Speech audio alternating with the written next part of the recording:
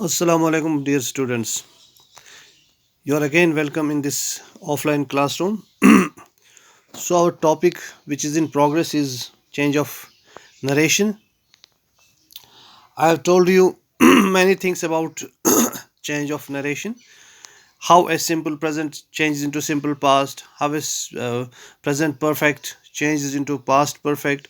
Present continuous changes into past continuous. Likewise, present perfect continuous changes into past perfect continuous. Then I told you how to change interrogative sentences in these interrogative sentences. Then I told you negative sentences. So today we'll deal with its remaining part. uh, Today we'll change imperative and exclamatory sentences. Imperative sentences, as you know, is a sentence. Let me tell you about imperative sentence first. Imperative sentence is a sentence used to command, to convey a command, a request, or a forbiddance. So in imperative sentences को कैसे हम change करते हैं, तो उनका भी एक rule होता है, कुछ चेंजेस इनमें होती है. तो देखिए, एक एक सेंटेंस मैंने लिखा हुआ है, the teacher said to the boy shut the door.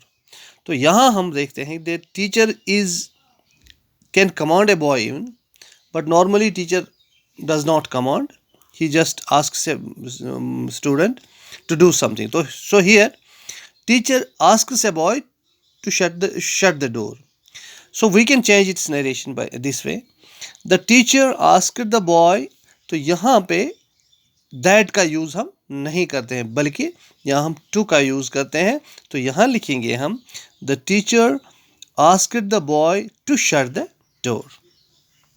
इसी तरह से मैंने लिखा है आधा ये सेंटेंस, जैसे Mohan said to Rajan, comma, inverted commas, please go to the station with me. Please come to the station with me होगा असल में, please come to the station with me. देखिए यहाँ एक दोस्त दूसरे दोस्त से क्या कहता है, प्लीज जब आ गया तो रिक्वेस्ट करता है. तो हमें पता चलता है कि मोहन अब रिक्वेस्ट करता है राजन से, कि उसको कहता है कि मेरे साथ स्टेशन आ जा. तो हम इसका ये कर सकते हैं, मोहन रिक्वेस्टेड. किसको रिक्वेस्ट किया है? राजन को. रिक्वेस्ट क्या ही की है? स्टेशन आने के लिए. टू, अब दैट नहीं लगाएंगे, यहां टू लगता है. यहां टू गो, यहां कम के बदले आपको पता है कम गो में यूज होता है. To go to the station with me. अब मी कौन है? यहां मोहन. तो हम यहां इसको चेंज करेंगे, हिम लिखेंगे, क्योंकि मोहन के साथ उसको जाना है. हो गया चेंज इसका नरेशन. इसी तरह से दूसरा एक सेंटेंस में लिखूंगा, he said to me, comma, inverted comma, trust in God and do the right. Trust in God and do the right. देखिए अब यहां क्या है, यहां he said to me, trust in God, वो मुझे कहता है कि खुदा पर भरोसा रखो और करो क्या करना है. तो अब यहां हम देखते हैं कि यहां एडवाइस है, तो हम इसका इसी हिसाब से चेंज करेंगे. ही एडवाइज्ड मी. हाँ, तो यहां टू लगता है. ट्रस्ट, अब ये चेंज नहीं होगा. Trust in God and do the right. ठीक है ना. अब एक और example, the boy said, comma, पापा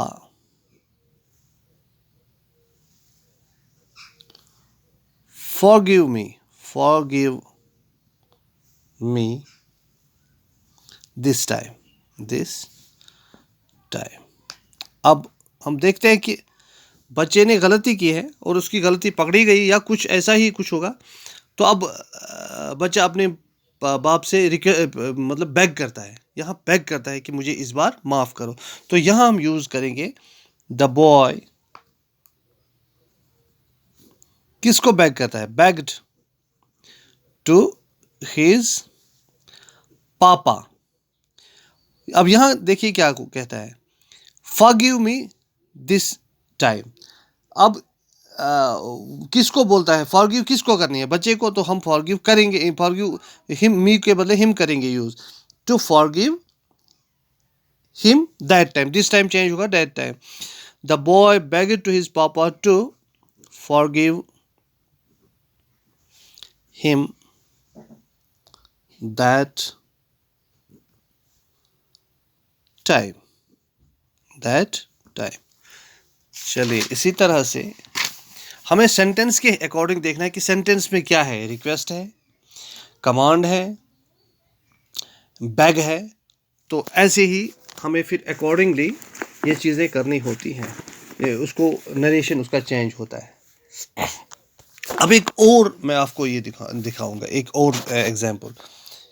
ही said to his friend, he said to his friend, let's dine out today, let's us dine out today।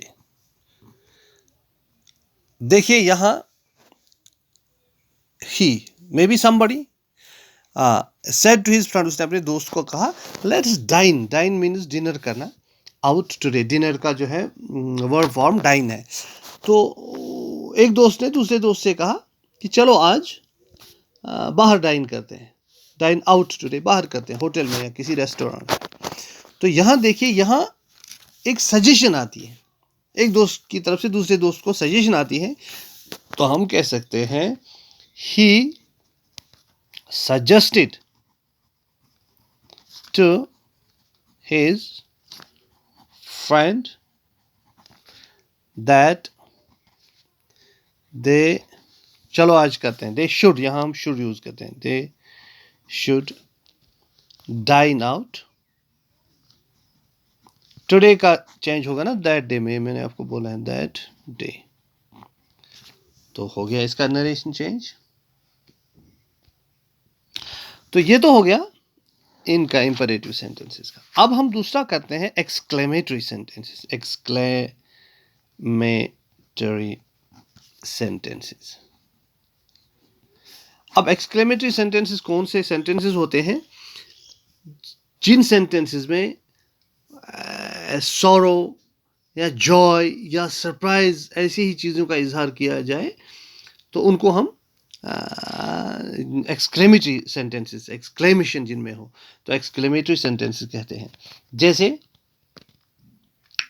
हम देखते हैं, ये देखिए, जैसे कि कोई हैरानगी का इजहार करता है, या किसी को अचानक से कोई दुख होता है तो वो अफसोस करता है, या कोई खुश होता है किसी हुर्रा, या कोई गेम में जीतता है तो वो कहते हैं hurrah we have won the match. यानी इसमें एक्सप्रेशन ऑफ जॉय होता है, एक्सप्रेशन ऑफ सॉरो होता है, या ऐसे ही सेंटेंसेस को हम एक्सक्लेमेटरी सेंटेंसेस कहते हैं। जैसे हम एक सेंटेंस लेते हैं, ही said, comma, inverted commas begin, what a great misery, what a great misery। अब देखिए आप यहाँ, किसी को कोई दुख पहुंचा या किसी ने किसी का दुख देखा तो वो अचानक से उसको एक्सप्रेस करता है, अचानक से, ओह कितनी बड़ी मुसीबत है, कितनी बड़ी तकलीफ है। तो यहाँ हम देखते हैं कि वो जब कोई दुख का इजहार करेगा तो वो तो सौरव के साथ ही करेगा ना, वो खुशी के साथ नहीं करेगा। तो हम कहते हैं ही एक्सक्लेम, क्योंकि एक्सक्लेमेटरी सेंटेंस है, ही एक्सक्लेम्ड। अब एक्सक्लेम करें दो तरह का होता है, सौरव से या खुशी से। अब यहाँ विद सॉरो लिखेंगे, with sorrow. He exclaimed with sorrow that, यहाँ दैट का हम यूज करते हैं। व्हाट अ ग्रेट मिजरी, हम कहेंगे कि वो एक बड़ी मुसीबत थी। It was a great misery, that it was a great misery. इसी तरह से सेकंड वन है,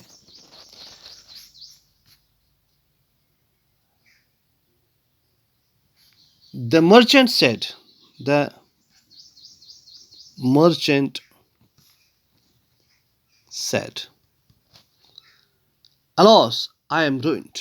अलास, अलास के बाद आता है एक्सक्लेमेशन, अलास, यहाँ भी एक्सक्लेमेशन लगे, alas I am ruined।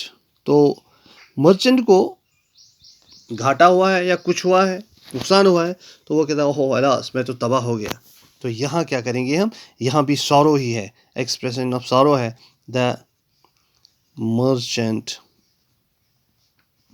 exclaimed with sorrow, exclaimed with sorrow, हाँ that लगता है यहाँ, that he was ruined, he was ruined। तो हो गया, ये तो आ गया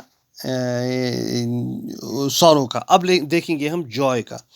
देखिए, the captain said, the captain said, hurrah, ये तो एक्सक्लेमेशन के ये हैं निशान, अलास, हुर्रा वगैरह, ब्रेवो, हुर्रा, उसके बाद लगेगा exclamation, we have won, we have won, हम जीत गए। तो यहाँ हम देखते हैं कि कैप्टन जो है, जब उसने कोई चीज़ उसने जीता है तो वो खुश होगा, naturally he will be happy. तो अब हम यहाँ लिखेंगे the captain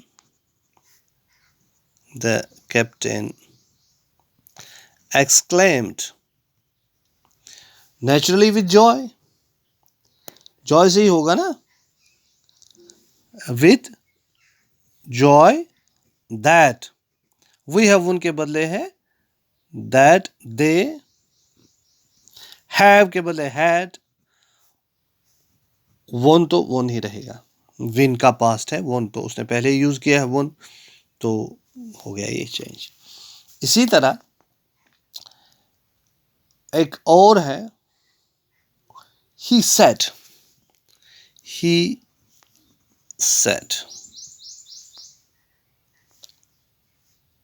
oh for a glass of water, for a glass of water। यहां देखिए आप, यहां कोई क्या करता है, डिजायर है, यहां कोई चाहता है गिलास ऑफ वाटर, तो हम लिख सकते हैं ही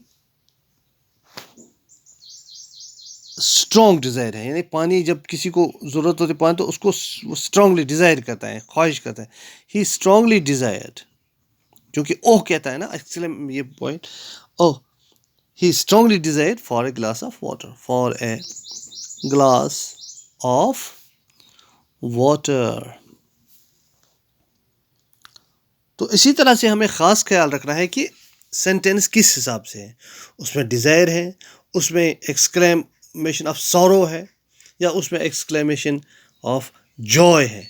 अगर कोई खुशी की बात हो तो हम लिखेंगे एक्सक्लेम्ड विद जॉय, अगर गम का है तो हम लिखेंगे एक्सक्लेम्ड विद सॉरो। तो उसी हिसाब से फिर ये चेंज करेंगे नरेशन।